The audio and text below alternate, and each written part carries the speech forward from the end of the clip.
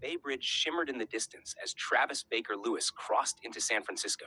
Halloween decorations fluttered from streetlights, paper ghosts, pumpkin garlands, and orange and black banners swaying in the autumn wind.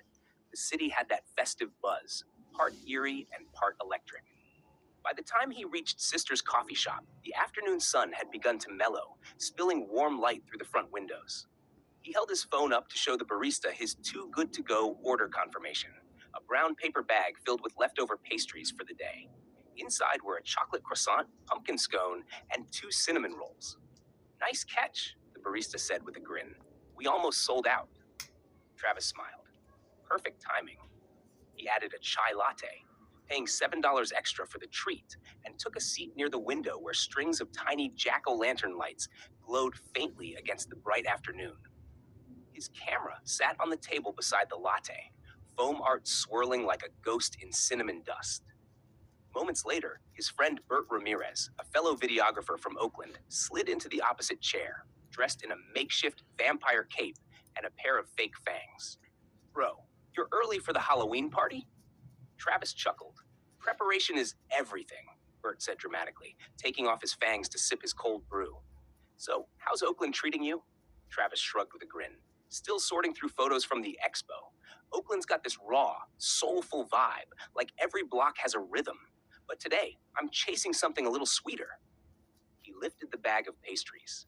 $7 for art fuel. Bert laughed. "You and your aesthetic eats." They sat talking for an hour, about projects, gear upgrades, and the Halloween party on Front Street later that night. Travis showed Bert his latest edits, a new photo series titled Urban Spirits, blending street portraits with long exposure light trails to capture the energy of the Bay. Outside, costumed pedestrians began to appear, witches with Starbucks cups, skeletons on skateboards, and even a Pikachu carrying a pumpkin pail. A kid waved through the window at Travis. He waved back, smiling. "This city really goes all in," Bert said, watching the crowd. "Yeah," Travis replied. "Different city, same heartbeat. Oakland or San Francisco, they both move to music." He snapped a few candid shots of the passersby through the window, a blur of orange, laughter, and motion. The chai's warmth kept him grounded amid the chaos. As 3 p.m. rolled around, they packed their gear.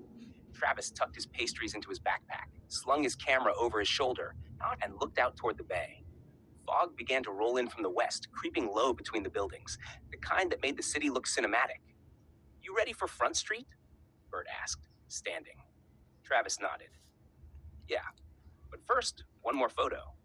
He raised his camera and caught a shot of Sister's Coffee's glowing sign against the soft gray sky, the moment before Halloween evening took over.